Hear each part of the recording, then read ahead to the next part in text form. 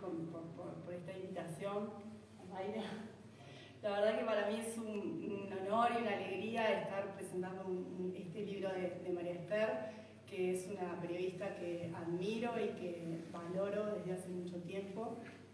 Ahora venía pensando un poco a ver cuándo fue la primera vez que leí una entrevista o cuál fue la primera entrevista de María Esther, y no me acuerdo exactamente de eso, pero sí me puedo acordar que cuando todavía tenía 20 y pico de años, estaba en facultad, teníamos una materia en periodismo en la que leíamos y comentábamos los diarios y las noticias de la semana, y bueno, el profesor llegaba cargado de todos los diarios para entregarlos a los alumnos, y me acuerdo que yo corría para agarrar el semanario Brecha para leer las entrevistas de María Esther, que bueno, me encantaban y que además en muchas oportunidades le terminaba pidiendo al profesor para guardármelas y bueno, todavía tengo en casa una carpeta llena de recortes de esas entrevistas. Después, años más tarde, para mi tesis de grado, hice un perfil periodístico de María Esther, y ahí tuve la posibilidad de conocer a muchos de sus colegas, compañeros de trabajo, a familiares, y todos los que la conocen, los que la conocieron, coinciden en que ella era una apasionada de su trabajo, que ella preparaba cada una de sus entrevistas como si fuera la primera. Y la verdad que en este libro se puede ver eso, esa pasión, también en las preguntas, en los comentarios, en cómo ella transcribe cada una de las entrevistas.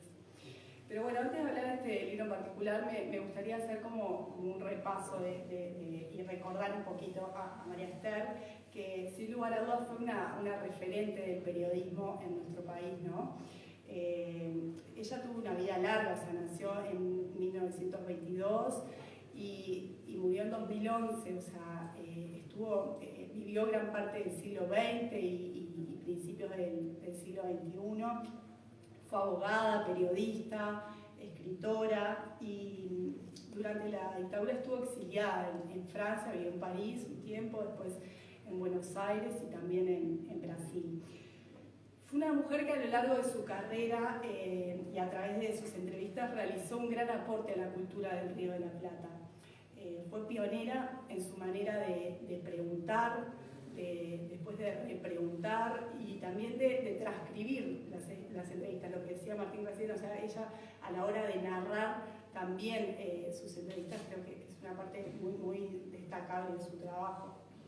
Y además creo que ella fue una adelantada en el tipo de entrevista que hizo, porque María Esther introdujo temas en el periodismo que eran poco habituales hasta ese momento. Ella hizo muchas entrevistas, además de a gente de la cultura y la política, hizo entrevistas a gente desconocida. Ella de repente, capaz que hoy en día estamos acostumbrados a ver o a leer una nota en que un periodista entra a la casa de alguien, cuenta detalles, describe, cuenta sobre la atmósfera del lugar, o sea, transcribe todas esas cosas. En ese momento, hace 40 años, eso era inusual, o sea, no era común. Y María Esther, en eso yo creo que fue una adelantada. Y pienso también que en Uruguay hemos sido un poco injustos con ella, porque me parece que no todo el mundo la conoce como debería conocerla, porque realmente es un referente del periodismo en Uruguay y del Río de la Plata también. Y también creo que o sea, mucha gente la conoce o la identifica solamente con sus entrevistas a Onetti, y creo que María Esther fue mucho más que sus entrevistas a Onetti. María Esther fue una mujer que entrevistó a los principales referentes de la cultura, de la política de su época, y bueno, y además ella colaboró con diferentes diarios y revistas de distintos lugares del mundo. Ella colaboró con revistas con diarios de Francia, de Italia, de Venezuela, de Brasil y bueno, para Argentina y obviamente de Uruguay, ¿no? Además, entrevistó personalidades como Borges, Saramago, Neruda, bueno, García Márquez, Vargas Llosa. También están gente del espectáculo como a Troilo. Ella tiene su famosa entrevista a Troilo en la que después se convierten en un libro, sus entrevistas los convierte en un libro. Y ella, incluso esa entrevista que es famosa porque Troilo le termina confesando que no tiene ganas de vivir más. Y bueno, y también está bueno, me parece que estaría bueno destacar que no solamente a todas estas personalidades, sino que también a gente común. Cuando a ella le preguntaban en sus últimos años, después de toda una trayectoria, cuál había sido su entrevista preferida, ella siempre mencionaba a María, una joven del nordeste de Brasil, que era una entrevista una mujer común y que después además realizó un montón. Me siento como que está ¿Muy fuerte? no sé, siento como que está retumbando. No, no, me parece que soy yo. No, estaba diciendo que de las entrevistas a gente común, ¿no? Que bueno, que termina escribiendo ese libro en Brasil de Terra Felicidades, en el que hace un montón de entrevistas a gente común que son buenísimas también, ¿no? No solo sus entrevistas famosas, ¿no? Hay un periodista argentino que dice que sus obras son, sus entrevistas son obras maestras del género, y creo que tiene mucha razón porque ella logra retratar a sus entrevistados, va a fondo, o sea, ella es minuciosa en cómo cuenta. Hola. Bueno. ¿Escuchan ahí? Sí. Bueno, bueno, en este libro en el que hay una selección de 18 psicoanalistas, en los que María Esther entrevista a lo largo de varios años y también para distintos medios de prensa y después los recopila. Creo que aquí también nos encontramos con una María Esther que intercambia roles con estos psicoanalistas, despliega su conocimiento sobre psicoanálisis. El otro día hablábamos con Mayra, justo me decía que a ella le llamaba, como psicoanalista, le llamaba la atención que, ¿no? El conocimiento de ella sobre el tema. Exacto. Bueno, y también su arte de preguntar, ¿no? Ella, bueno, creo que a pesar de ser un libro en el que los protagonistas son psicoanalistas, creo que ella es un libro que puede parecernos quizás de nicho, porque bueno, es para gente que esté vinculada con el tema, pero a mí me parece que por su forma de preguntar y de cómo escribe después las entrevistas, es una entrevista que es un libro que me parece que es súper interesante para cualquier persona y para cualquier lector. Y bueno, me gustaría desarrollar 4 puntos sobre María Esther que creo que se ven en el libro y se ven en toda su trayectoria, ¿no? En primer lugar, me gustaría hablar de la cercanía que ella generaba con la gente, ¿no? Eso que quizás es un poco innato de ella, los que la conocieron hablan de eso, de esa facilidad para vincularse con los demás, para entablar diálogos, para hacer sentir cómoda a la gente y familiar, que es una característica muy importante para el periodista, ¿no? Para también a la hora de que el entrevistado se abra y cuente, ¿no?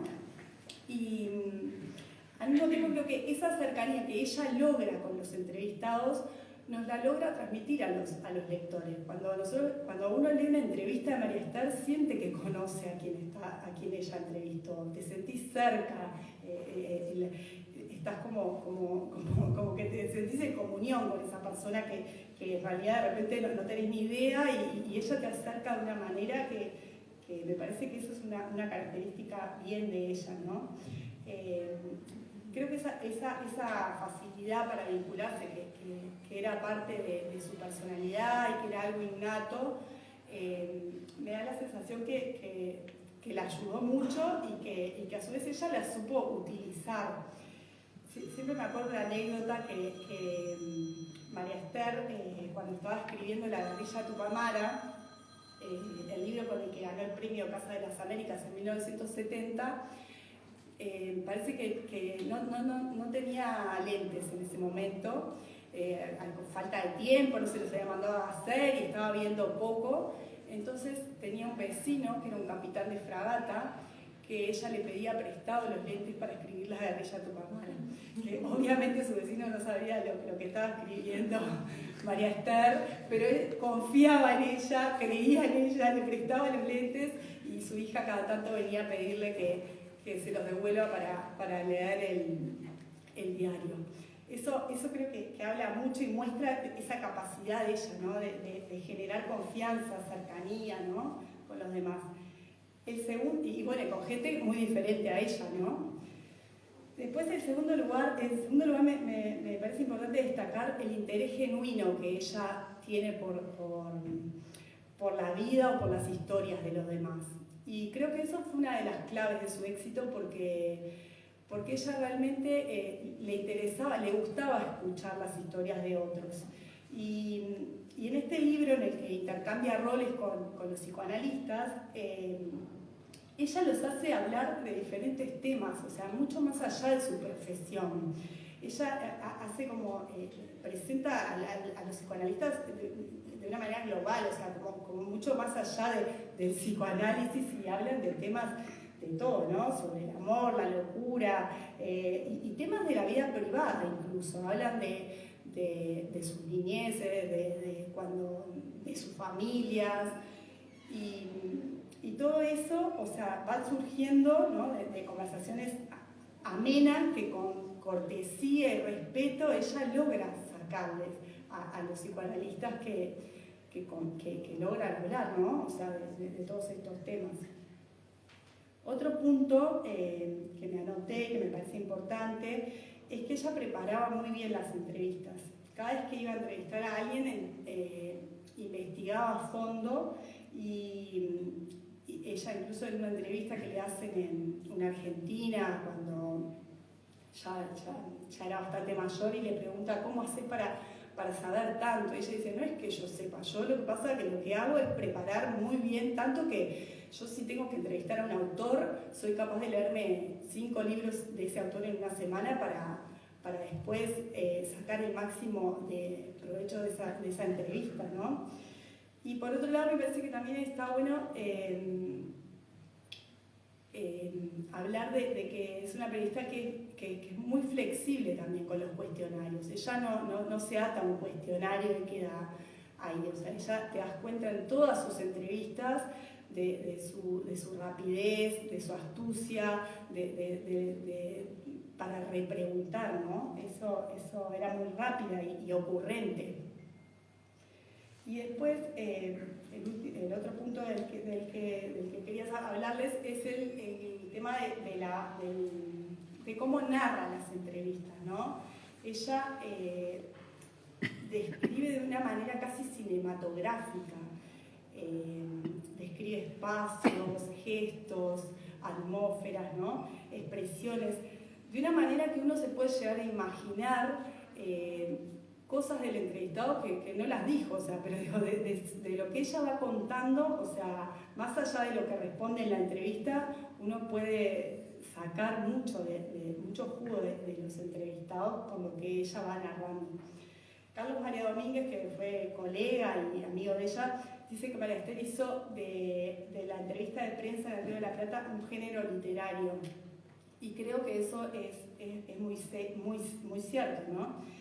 Me gustaría leer un fragmento de una entrevista que le hace al psicoanalista francés Laplanche, en un momento en el que él le empieza a responder una pregunta que evidentemente lo pone un poco incómodo, ¿no? Entonces, María Esther abre paréntesis y escribe: con cierto fastidio, de manera absolutamente natural, da rienda suelta a su impaciencia ante posiciones que no comparte ni tiene la menor posibilidad de compartir, o ante preguntas que considera ingenuas o poco relevantes. Pero a pesar de grandes explosiones, Laplanche posee una arrasadora simpatía cuyo fundamento parecería hallarse en el más definitivo y profundo respeto por el otro. Y sigue.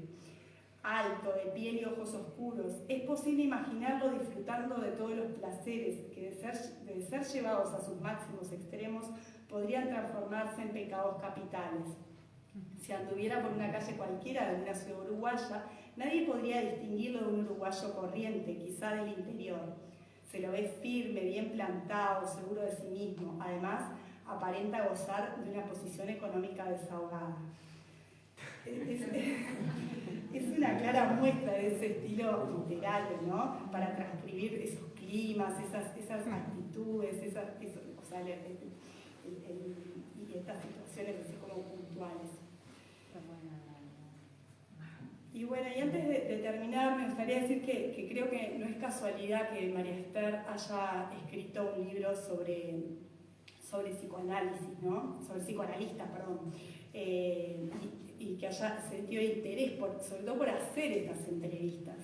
Porque a lo largo de su vida, ella ha tenido varios episodios que de alguna manera la marcaron y que su vida se vio marcada por el psicoanálisis. Cuando era chica ella decía que quería ser médica de locos. Después, a los 14 años, influenciada por un librero que ella iba frecuentemente y por un estudiante judío que le hablan de Freud, ella empieza a decir que quiere ser psicoanalista, ¿no? Pero imagínense en la década del 30, en Uruguay no era posible, así que tenía que viajar a Argentina y como ella misma dice, ninguna joven decente se iba a estudiar nada a otro lado. Así que termina estudiando, anotándose en Facultad de Derecho y siendo abogada y ejerciendo una profesión que nunca le gustó, ¿no? Pero bueno, en el prólogo del libro ella cuenta también algunos episodios que la llevan a recurrir a diferentes psicoanalistas y además estos psicoanalistas marcaron momentos importantes de su vida, como por ejemplo el irse al exilio en junio de 1972, o después cuando vuelve de París, ella como el impulso para empezar a trabajar como periodista.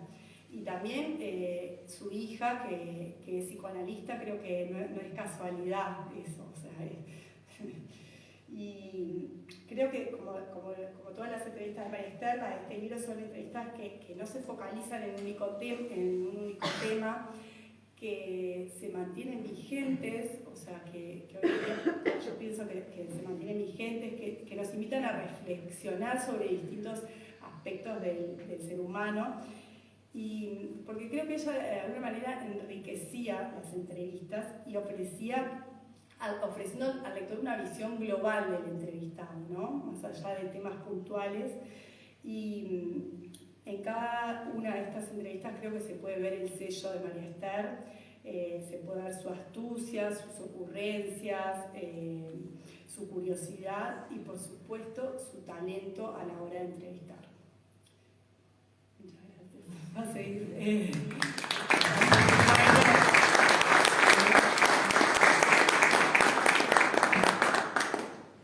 Bueno, hola, buenas noches, un gusto estar acá. Yo les cuento que leí el libro cuando salió en 2010, decía 2009. Sí, 2010 creo que fue, sí. Y bueno, me pareció brillante el título que eligió, ¿no? Cuando los que escuchan hablan, me gustó muchísimo ese título. Y abajo decía conversaciones con grandes psicoanalistas. Enseguida me pregunté quiénes eran los grandes psicoanalistas. Lo leí en aquella oportunidad. Tengo dos recuerdos que viajaron, digamos, en estos 10, 11 años. Uno de ellos es que en esa oportunidad, el prólogo me gustó muchísimo, pero lo que me quedó y recordé durante todo ese tiempo, que después ahora volví a encontrar, es que ella con más de 80 años, como 85, relata que empezó a analizarse otra vez Y entonces ese acto, que me resultó de una vitalidad enorme, y bueno, un entusiasmo y a su vez supuse, porque no lo dice en el prólogo, dije, bueno, quizás fue eso lo que le permitió recortar un tema, sostenerlo y bueno, y decidirse a publicar ese libro. Cuando vuelvo a leerlo ahora hace pocas semanas, me doy cuenta que esos son los dos últimos párrafos, que era lo que tenía más presente, de un prólogo bellísimo donde ya cuenta la relación con el psicoanálisis. Y bueno, y allí en la relación con el psicoanálisis cuenta esto que decía Magdalena, bueno, que mirando una película ella quiere ser médico de locos en la infancia y después lee Análisis Profano y dice que quiere ser psicoanalista. Intentando seguirla, releí Análisis Profano, en realidad después los leo, y bueno, y allí Freud lo que está haciendo es, hay un discípulo, Theodor Reik, que lo acusan de curanderismo y entonces él escribe para defenderlo diciendo que justamente un psicoanalista no tiene por qué ser médico, defendiendo, o sea, es un Freud de avanzada, poco conservador, digamos, en el punto, y a su vez él hace de abogado el psicoanálisis, defiende el psicoanálisis ante un supuesto juez, ¿no? Evidentemente que en esa lectura también esta cuestión, bueno, María Stagilio se convierte en abogada, no en psicoanalista, por esto que decía Magdalena, ella dice ahí que una joven decente no iba a irse a Buenos Aires a estudiar. Y siendo abogada empieza a defender presos políticos y eso hace, junto con lo que le estaba sucediendo, ella dice que la lleva a consultar a su primer analista. En esta oportunidad, básicamente, las dos primeras consultas que ella relata que hace me dejaron como un montón de preguntas y de intereses, ¿no? Ella cuenta que consulta a Horacio Amigorena, que era un argentino radicado en Uruguay. Entonces dice, haría unos 4 meses que concurría a sus sesiones de análisis cuando me dijo, le voy a decir algo que no corresponde a mi función como psicoanalista, pero la situación actual me obliga a hacerlo. Usted ahora se va a su casa, toma las cosas más imprescindibles y se va a la casa de una amiga o pariente o quien sea. Una vez allí reflexiona sobre la manera de salir del país. Yo pensé que se había vuelto loco, esas cosas pasaban en la Argentina, no aquí, pero de cualquier modo no me atreví a desobedecerlo. Fui a mi casa, tomé algunas cosas, le dejé comida al gato, un mensaje a mis hijas que estaban en el colegio y fui a casa de mi amiga Esther, que estaba muy lejos de cualquier idea política que entrañara peligro. Y después le dice también a Lilian Villanueva en el libro Lloverá Siempre, que apareció hace poquito, que el psicoanálisis le salvó la vida, ¿no? Subiendo aún más la apuesta. De hecho, los militares al día siguiente, creo que es que dice, van a su casa, ya logra exiliarse. Y entonces, esto que ella relata, yo creo que deja unas cuantas preguntas planteadas, ¿no? Primero, si fue el psicoanálisis que la salvó, si fue su psicoanalista, si fue la humanidad de Amigorena, alguien que está en determinada posición de extranjería, es argentino, bueno, sin duda en Argentina estaban sucediendo, ya estaban a la vista más la cuestión de la dictadura, en esa posición hace una lectura y se la dice, ¿no? Y esto permite que ella se vaya. Esto es o no es un acto psicoanalítico y en definitiva, ¿cómo podríamos definir un acto psicoanalítico, ¿no? Entonces, bueno, en aquel momento, en la primera lectura, tanto como en esta, siempre me quedaba la pregunta, bueno, pero ¿qué es el psicoanálisis en definitiva, ¿no? Entonces, tenemos una conferencia que da Derrida, que se llama Ser Justos con Freud, que él dice, bueno, se puede decir el psicoanálisis, todo el psicoanálisis, toda la verdad de todo el psicoanálisis, o más bien los psicoanálisis, ¿no? como un saber dividido, múltiple, o sea, ¿qué podemos decir de eso? También porque con respecto a su segundo análisis, lo que ella reporta es que ella, bueno, se había exiliado en París, va a Argentina, quiere consultar, le dicen que consulte con alguien, que le dice que no la va a poder atender, que le da otro nombre, alguien de quien ella ya no tiene referencias, ¿no? Y no tiene dinero para pagar las sesiones. Entonces, dice así: Emma me citó para el día siguiente y en 2 minutos resolvió el problema del pago. Cuando yo empezara a trabajar, le pagaría las sesiones. ¿Usted cree que rápidamente voy a encontrar trabajo?, le pregunté con premura. Emma me miró en silencio. Bueno, si usted lo dice, pero de periodista no. ¿Por qué no? El periodismo acá no funciona. Entonces, ahí otra vez, creo, nos deja ante la pregunta de, bueno, esto fue un acto psicoanalítico, ¿por qué alguien atendería a otro que no conoce sin dinero a cambio, ¿no?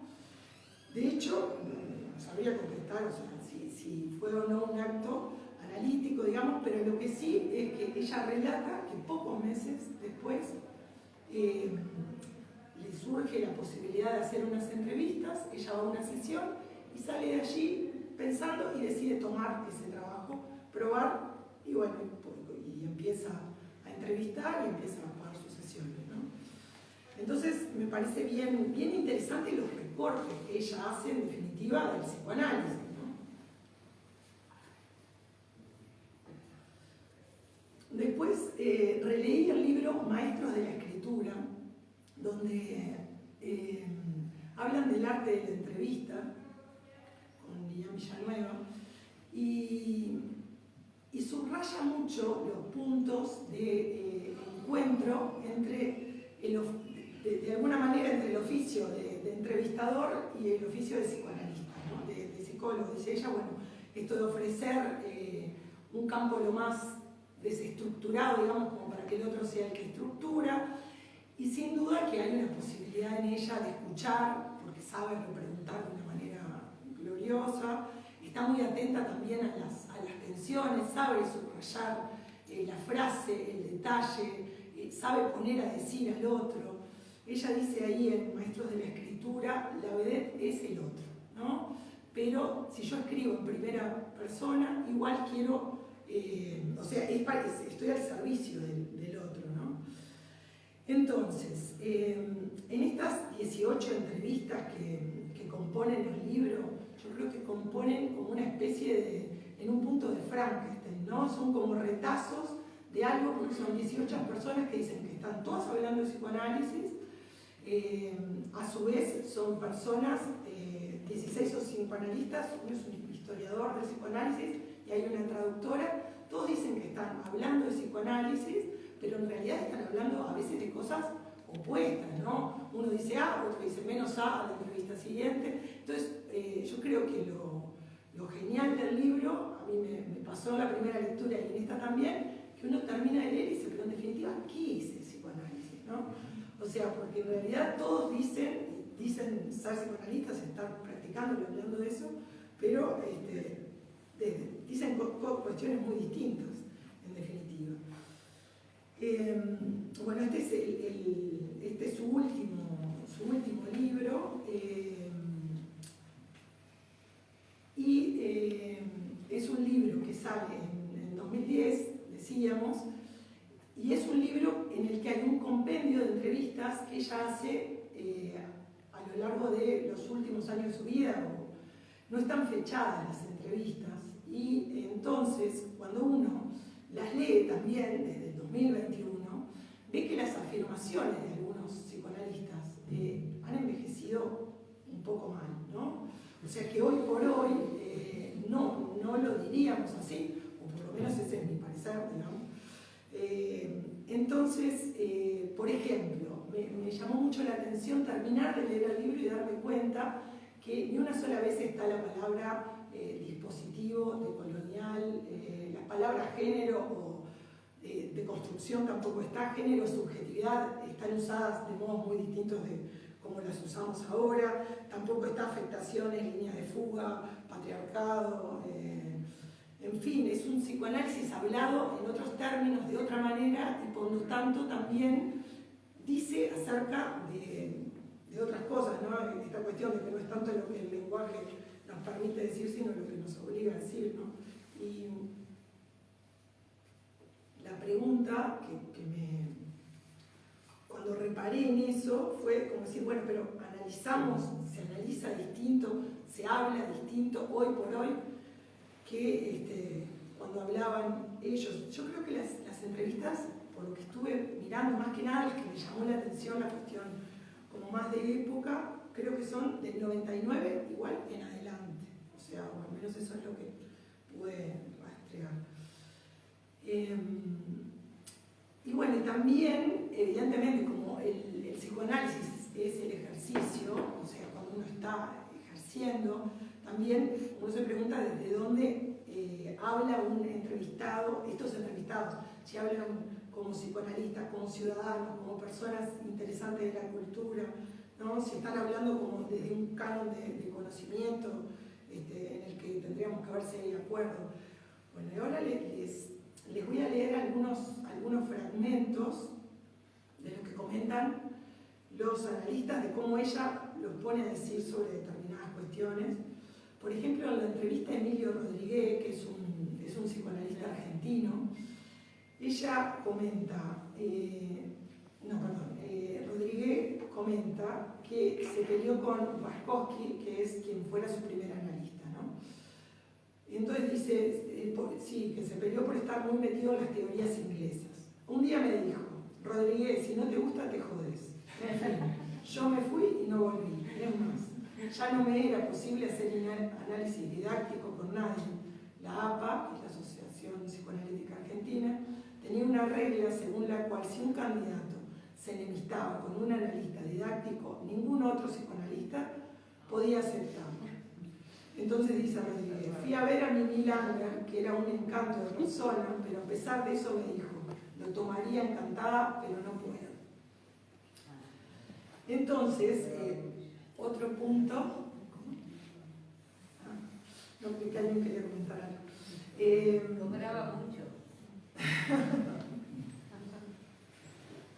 Otro punto que me parece importante también es que muchos de los analistas pertenecen a instituciones, los que entrevistan, ¿no?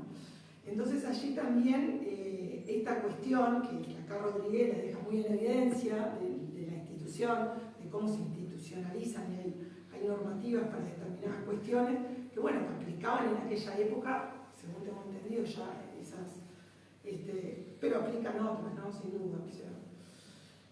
Después, a la planche que hablábamos con Magdalena, es como un combate de esgrima lo que hace, porque bueno, o sea, como que lo está toreando de alguna manera, le sostiene la atención en todo momento, bueno, y lo pone a decir que, ¿cómo es?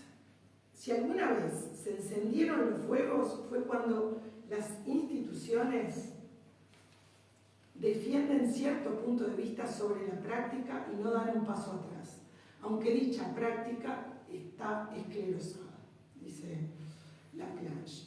Con Miller, que es otro combate y que realmente le logra, o sea, le hace dos preguntas que poca gente se atrevería. Si primero fue la pasión por el padre o por la hija, y también le pregunta, bueno, ¿qué quiere decir texto establecido por Jacques-Alain Miller? Bueno, eso realmente es todo un engorro. Pero además me pareció interesantísimo ver esta afirmación de Miller allí, ¿no? Que bueno, también pensando en el 2021. Le pregunta a María Estergilio si difieren las técnicas que emplea un analista con un paciente de África de las que aplica a uno en Berlín.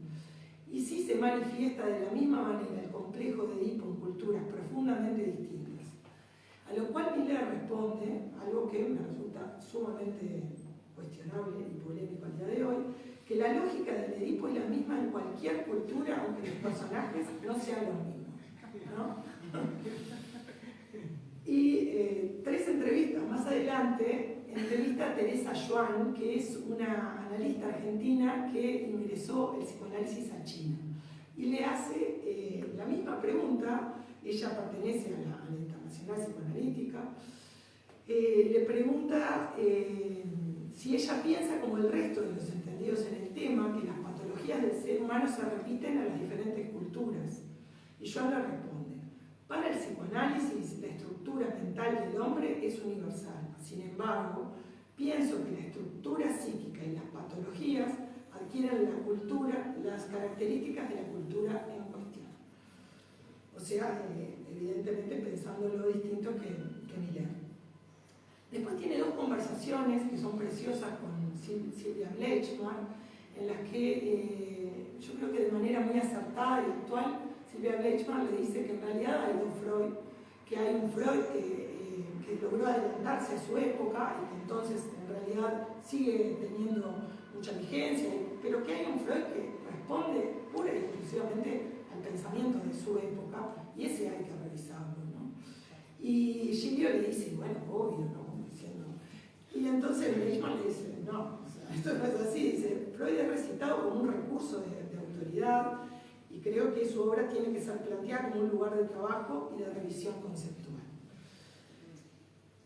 Y acá les voy a leer unos extractos de una entrevista a César Botella, que es un analista que creo que es donde más se nota la diferencia de cómo pensamos, digamos, la cuestión hoy por hoy, de cómo la pensábamos hace un tiempo, o cuando la pensaban hace un tiempo, digamos.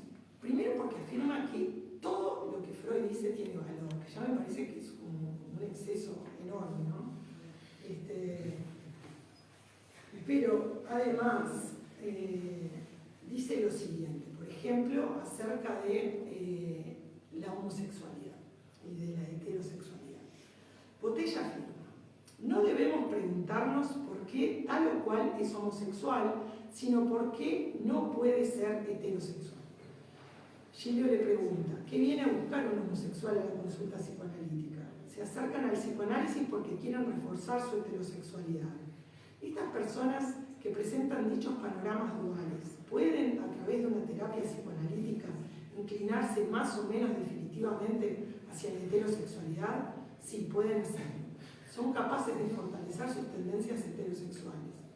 ¿Sigue en pie la teoría de la medida del pene? Le pregunta más adelante. Sí, sí, tiene su valor. Entonces, yo creo que ahí se nota como muy claramente que hoy por hoy no es así como pensamos, como escuchamos. Esta entrevista, yo googleé, César Botella vino en el 99, supongo que se la hizo cuando vino a un congreso en la Asociación Psicoanalítica. Digo, para datarlo, para fechar esa entrevista. Y después están, por ejemplo, entrevistas como la entrevista de Benvenuti, donde yo creo que es una preciosa entrevista que tiene una actualidad enorme, donde él cuenta que vivió con autistas, que él no podría definir el autismo, que tampoco le interesa hacerlo, y que en realidad el psicoanálisis lo piensa como una manera de saber. Así como la poesía es una manera de saber, el psicoanálisis también lo es. O después hay dos sociólogos que se llaman François Daban, no sé, algo así, o Jean-Max Baudelaire, que le pregunta si la locura es una enfermedad y responden no, que la locura es una búsqueda, en realidad, que ellos la entienden como una búsqueda. Me pareció precioso también.